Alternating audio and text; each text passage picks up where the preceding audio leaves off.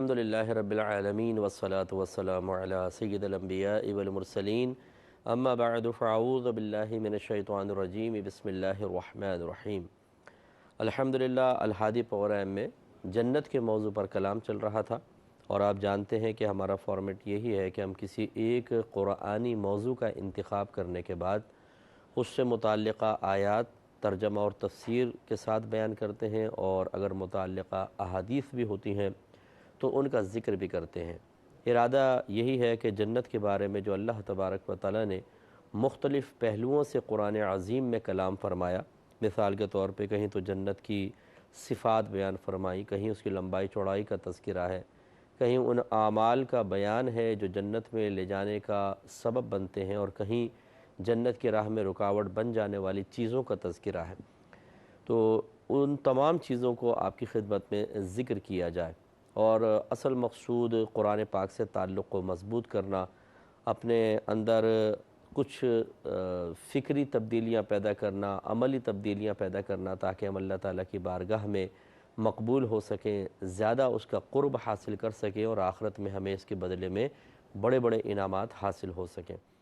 لہٰذا یہ ہمارا 15-20 منٹ کا پروگرام اس لحاظ سے بہت ہی امپورٹنٹ ہے اور بہت ہی آپ کے لیے فائدہ مند ہے کہ اگر آپ اس کو سنتے ہیں تو انسان ایک طرح سے چارج ہو جاتا ہے۔ اب مجھے آپ کا نہیں پتہ، لیکن میں تو کم از کم ہو ہی جاتا ہوں۔ تو بہت سی چیزیں جب قرآن کی ہم سنتے ہیں تو جو تھوڑی بہت خامیاں ہفتے بھر کے اندر یا مختلف اوقات میں پیدا ہوتی ہیں، الحمدللہ وہ دور ہوتی ہیں۔ احتساب کا موقع ملتا ہے، انسان اپنی سوچ اور فکر کا زاویہ ٹھیک کر لیتا ہے، اپنے صحیح مقاصد کا تعین کرنے میں کامیاب ہو جاتا ہے۔ تو خلاصہ کلام یہ کہ بے حد فائدہ ہے، آپ بھی اس کو سنا کریں، دوسروں کو بھی دعوت دیا کریں۔ تو ابھی جو ہماری آیت چل رہی تھی سورۃ الاعراف کی 27ویں آیت ہے، اور اس میں اللہ تبارک و تعالی نے جنت کے دخول کی راہ میں ایک بہت بڑی رکاوٹ کا ذکر فرمایا، تو اس پر ہم کلام کر رہے تھے۔ میں دوبارہ آیت عرض کرتا ہوں اور اس پہ کلام کریں گے۔ اللہ تعالیٰ فرماتا ہے کہ یا بنی آدم لا یفتننکم الشیطان، اے اولاد آدم علیہ السلام، شیطان تمہیں آزمائش و فتنے میں مبتلا نہ کرے۔ کما اخرج ابویکم من الجنہ، جیسے کہ اس نے تمہارے ماں باپ کو جنت سے نکلوایا، یعنی آدم علیہ السلام اور بی بی حوا رضی اللہ تعالی عنہا۔ ینزع عنہما لباسہما، یہ ان کے لباس کے چھن جانے کا، ہٹ جانے کا سبب بنا۔ لیریہما سوآتہما، اور اس نے یہ سب کچھ اس لیے کیا تاکہ ان کے ستر ظاہر ہو جائیں۔ انہ یراکم ہوا، بے شک یہ شیطان تمہیں دیکھتا ہے، وقبیلہ، اور اس کا قبیلہ بھی تمہیں دیکھتا ہے، من حیث لا ترونہم، اس جگہ سے جہاں تم انہیں نہیں دیکھ سکتے۔ انا جعلنا الشیاطین اولیاء للذین لا یؤمنون، بے شک ہم نے شیاطین کو ان لوگوں کا دوست، بے شک ہم نے بنایا ہے شیطان کو دوست ان لوگوں کے لیے جو ایمان نہیں رکھتے ہیں، یعنی کافر وغیرہ جو ہے ان کا شیطان دوست ہوتا ہے، اور جو ان کافر تو نہیں ہوتے لیکن کافروں کا طریق اختیار کریں، یعنی اللہ کی نافرمانی والا طریقہ، تو پھر شیطان ان کا بھی دوست بن جاتا ہے۔ تو اس میں اللہ تعالیٰ نے فرمایا، سب سے پہلے حکم دیا ہے کہ شیطان تمہیں، اے اولاد آدم، شیطان تمہیں آزمائش اور فتنے میں مبتلا نہ کر سکے۔ اس کا مطلب یہ ہے کہ اگر ہم شیطان کے واروں پر توجہ نہیں کریں گے تو لازم سی بات ہے کہ شیطان ہمیں گناہوں میں مبتلا کرے گا، فتنے اور آزمائش میں ڈالے گا۔ اس کا فتنہ اور اس کی آزمائش ہے ہی گناہوں میں ابتلا، اللہ تعالیٰ سے دور کرتا ہے، گناہوں میں مبتلا کرتا ہے، ایسے کام کرواتا ہے جن کو کرنے کے بعد آدمی نادم ہو، شرمندہ ہو، بدنام ہو جائے، اس کی ویسی عزت نہ رہے جیسے پہلے عزت تھی، عبادات پہ استقامت نہ ملے، اس کو تقوی حاصل نہ ہو، وہ آخرت میں رسوا ہو، شرمندہ ہو، قبر میں اس کو عذاب ہو، بری موت کا شکار ہو جائے۔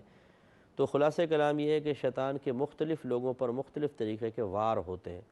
اگر آپ غور کریں، کسی کو کسی کام میں لگاتا ہے، کسی سے کسی طریقے سے انتقام لیتا ہے اور اس کے ساتھ برائیاں کرتا ہے۔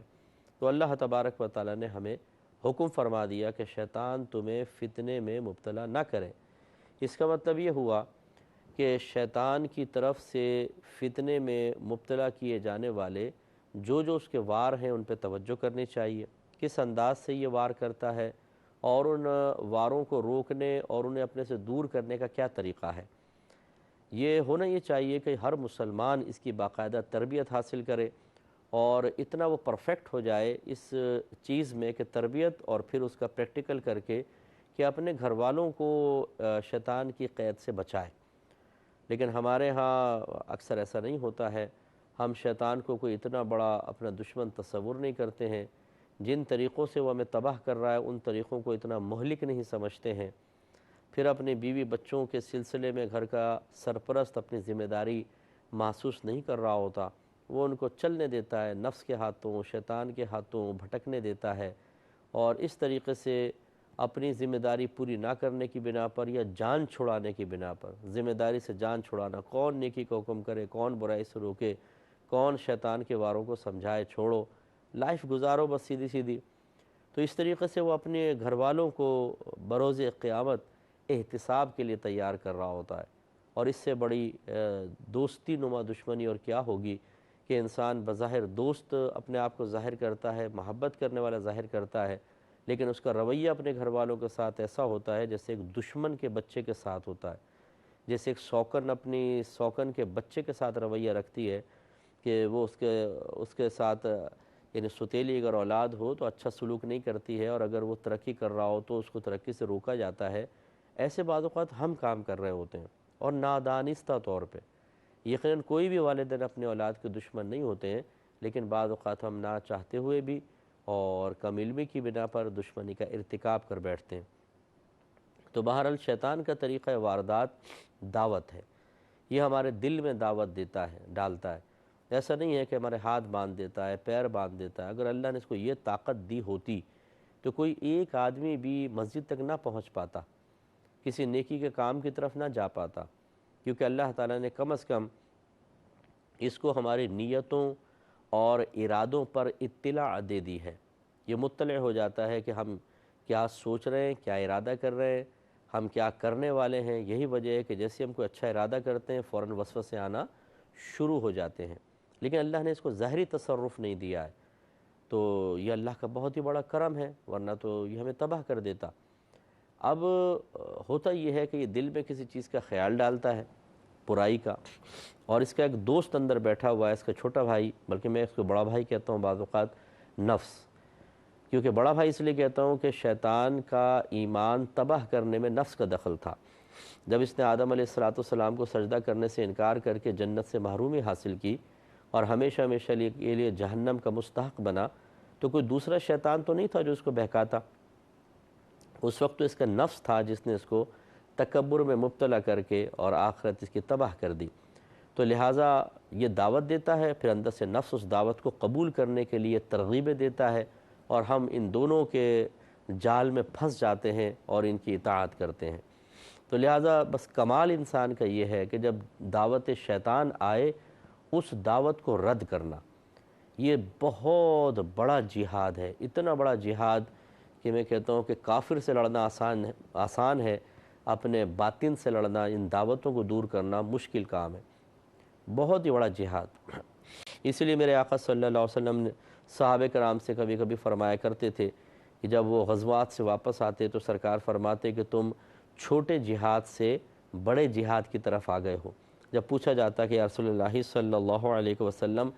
بڑا جہاد کیا ہے، تو آپ فرماتے اپنے نفس کے ساتھ مقابلہ کرنا۔ تو اس لیے ہمیں اپنے دل میں آنے والے شیطانی وسوسوں کو دور کرنا چاہیے اور ان سے مقابلہ کرنا چاہیے۔ جب ہم ان کو دور نہیں کرتے ہیں، وہ دل میں جگہ بنا لیتے ہیں، پھر اس سے ارادہ پیدا ہوتا ہے، انسان ایک غلط کام کا ارادہ کرتا ہے، پھر یہ پورا زور لگاتے ہیں نفس و شیطان ارادے تک لانے کے لیے۔ زور لگانے کے بعد اب اگلا سٹیپ ان کا ہوتا ہے کہ کسی طریقے سے عمل کروائیں، کہ ہم کوئی گندا عمل کر لیں، برا عمل کر لیں، اور پھر یہ کروا بھی دیتے ہیں۔ نماز قضا کروانا، ہم پڑے ہوئے بستر کے اوپر، شیطان دعوت دیتا ہے نماز قضا کر دے، نفس فوراً کہتے ہیں ہاں تھکن ہے نہیں اٹھو، اچھا 5 منٹ بعد اٹھتا ہوں، 10 منٹ بعد اٹھتا ہوں، اور بس پھر نماز قضا ہو جاتی ہے۔ قضا کرنے کا ارادہ پیدا ہوتا ہے، پھر عمل بھی ہو جاتا ہے، ایسی بد نگاہی اور بہت سارے گناہ۔ تو خلاصہ کلام یہ ہے کہ گناہ سے سے بچنا، شیطان کی فتنوں سے بچنا ہے اور گناہ سے بچنا چاہیں تو اس کی دعوتوں کو رد کرنے کی طاقت اور ہمت پیدا کرنی ہوگی۔ تو اور اس کی ہمت پیدا کرنے کے لیے پھر ہمیں کچھ اور بھی کرنا ہوتا ہے۔ ہر ایک ایسا نہیں کر سکتا کہ بیٹھا ہوا ہے دل میں خیال آیا اور وہ لڑ کر اس خیال کو دور کر دے، یہ ذرا بڑا جہاد ہے اور ہر ایک ایسا نہیں کر سکتا۔ اکثر آپ دیکھیں جو میرے بھائی بہن ہمیں سن رہے ہیں کہ ہم ہو سکتا ہے آپ بہت اچھے ہوں، میں اپنے جسوں کی بات کر رہا ہوں، کہ ہم تھوڑا سا مزاحمت اگر کرتے بھی ہیں ان کے سامنے تو تھوڑے سے اس کے دلائل سننے کے بعد ہم سمجھتے ہیں ہم بالکل لاچار ہو گئے ہیں اور ہم سرنڈر کر جاتے ہیں اس کے سامنے اور بالکل بچوں کی طرح اس کی اطاعت شروع کر دیتے ہیں۔ یہ ہمارا ایک غلط رویہ ہے۔ تو ایک تو اس کی دعوت کو رد کرنے کے لیے طاقت اور ہمت پیدا کرنی چاہیے۔ دوسرا، ذکر الہی کی کثرت جو ہے یہ شیطان کے لیے بڑی مہلک ہے۔ ایک بزرگ تھے، انہوں نے اللہ تعالیٰ کی بارگاہ میں عرض کی، یا رب کریم مجھے دکھا دے کہ شیطان انسان کے قلب میں کیسے وسوسے ڈالتا ہے۔ تو اللہ تعالیٰ نے ان کے اوپر غنود کی تعریف فرمائی۔ عالم کشف میں دیکھا کہ ایک شخص کھڑا ہوا ہے اور شیطان اس کے کندھے پر بیٹھا ہوا تھا، بائیں کندھے پہ، الٹے پہ، اور اس کی شیطان کی لمبی سی سونڈ تھی، تو وہ اندر ڈالتا تھا یہاں سے کندھے سے اور سیدھے دل کے اندر، اور وسوسے ڈالنا شروع کر دیتا تھا۔ جب وہ شخص ذکر الہی کرتا تو فوراً سونڈ کھینچ لیتا تھا، گھبرا کے رہا نہیں، پھر جب وہ خاموش ہوتا پھر اس کے بعد سونڈ ڈالتا۔ تو اس لیے تمام بھائی بہنوں سے ہماری گزارش ہے کہ ہو سکے تو چلتے پھرتے جیسے درود پاک ہے، لا الہ الا اللہ، لا حول ولا قوت الا باللہ العلی العظیم، سبحان اللہ، الحمدللہ، اللہ اکبر،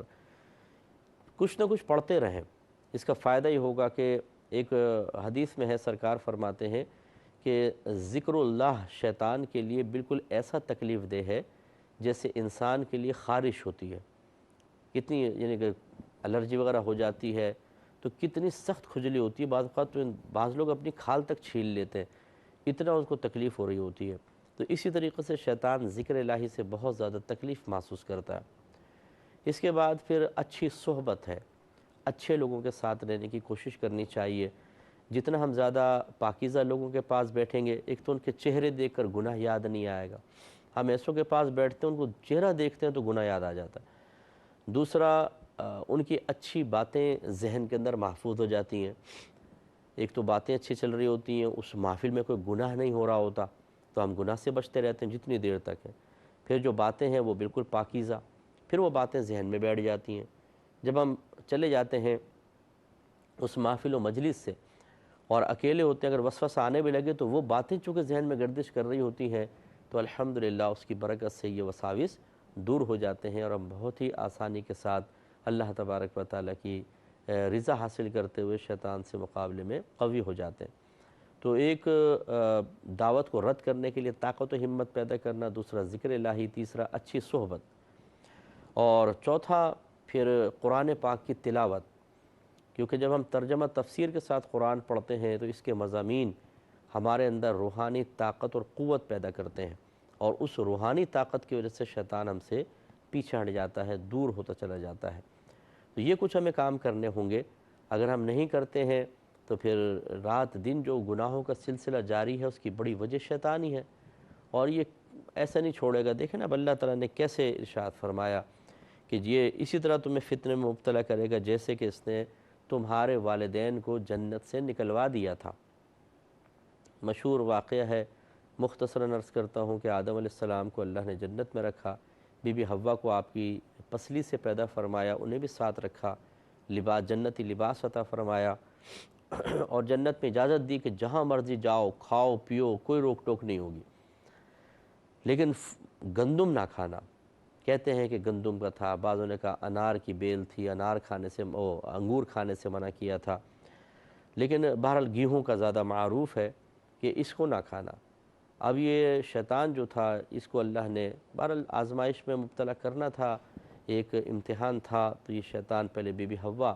رضی اللہ تعالی عنہا کے پاس پہنچا اور قسمیں دے دے کر، یہ قسمیں کھا کھا کر یقین دلایا کہ میں تمہارا دشمن نہیں ہوں، میں ہمدرد ہوں۔ اور اللہ تعالیٰ نے جو گندم کھانے سے منع کیا یہ اس لیے کہ اگر آپ کھا لیں گے تو ہمیشہ ہمیشہ جنت میں رہیں گے، تو اللہ کے بھی یہ مصلحت نہیں ہے کہ آپ جنت میں رہیں، تو لہٰذا آپ اگر کھا لیں گے تو کوئی نقصان نہیں ہوگا۔ اور اللہ تعالیٰ نے جو آپ کو بظاہر حکم دیا ہے وہ حکم نہیں، مشورہ ہے، کریں تو ٹھیک، نہیں کریں تو نہ کریں۔ تو بی بی حوا رضی اللہ تعالیٰ عنہ نے پہلے گندم کھایا، پھر حضرت آدم علیہ السلام سے بھی کہا کہ اس میں سے کوئی فرق نہیں پڑا، آپ بھی کھا لیں، اس نے قسمیں کھائی ہیں۔ تو آدم علیہ السلام سے بھی یہاں پر جس کو ہم کہتے ہیں، بعض لوگ کہتے ہیں نافرمانی ہوئی، لا حول ولا قوت الا باللہ، انبیاء علیہم السلام اللہ کی نافرمانی سے پاک و صاف ہوتے ہیں، ان سے اجتہادی خطا ہوئی۔ اجتہادی خطا کا مطلب سوچ اور فکر میں خطا کا ہو جانا، اور یہ قابل گرفت نہیں ہے۔ لہٰذا یہی وجہ ہے کہ معاذ اللہ لوگ کہتے ہیں جی آدم علیہ السلام کو سزا دی اللہ نے، جنت سے زمین پہ اتار دی، یہ سزا نہیں تھی۔ زمین پہ آپ تشریف لائے، آپ کے بطن سے پھر کم و بیش 1,24,000 انبیاء علیہ السلام پیدا ہوئے، آپ کی نسلوں میں اربوں خربوں موحد پیدا ہوئے جو نمازیں پڑھ رہے ہیں، نیک عمل کیے، انہوں نے اللہ کے قرب حاصل کرنے کے لیے اعمال کیے۔ بتائیے اگر معاذ اللہ سزا ہوتی تو اتنی باعث برکت۔ تو یہ اللہ تعالیٰ کا ایک ازلی فیصلہ تھا کہ آپ نے جنت سے زمین پہ تو آنا ہی آنا تھا، پھر آگے سلسلہ چلنا تھا، تو لہٰذا اس کے لیے کوئی نہ کوئی سبب تو بننا تھا۔ تو ظاہری سبب پھر یہی بنا کہ آپ سے اجتہاداً خطا ہوئی، اور یہ کوئی جرم نہیں تھا آپ کا۔ آدم علیہ السلام کا رونا اور توبہ کرنا یہ دراصل آپ کے اپنے تقوی کی وجہ سے تھا، کہ اگر آپ کسی اپنے بچے کو اچھا جو یا اسٹوڈنٹ لے لیں کہ جو بہت ہی سمجھدار اور شریف اور غیرت مند قسم کا ہوتا ہے، اگر ٹیچر اس کو منع کریں کسی کام سے، زیادہ سختی سے بھی نہیں، لیکن اس سے ہو جائے اور ٹیچر اتنا ہی کہہ دے بیٹا منع تو کیا تھا ایسا نہ کرنا، کوئی سزا وغیرہ نہیں دی، لیکن اسی سے وہ رونے لگ جائے، اگر اس کو احساس ہوگا کہ نہیں میں نے کیوں کیا کہ ٹیچر نے ایسی بات کہی۔ بس یہ ایک کیفیت ہوتی ہے اللہ کے قریب جو لوگ ہوتے ہیں، کہ اگر ان سے ایسا کوئی کام ہو جائے جو بظاہر گناہ بھی نہیں ہوتا، تو وہ اس وجہ سے ندامت محسوس کرتے ہیں کہ آخر ہوا ہی کیوں، یہ کام بھی نہ ہوتا تو بہت اچھا تھا۔ اس پر پھر آپ روئے ہیں، آپ نے توبہ فرمائی ہے۔ انشاءاللہ اس پہ سلسلہ کلام جاری رکھیں گے نیکسٹ پروگرام میں بھی۔ وآخر دعوانا ان الحمد للہ رب العالمین۔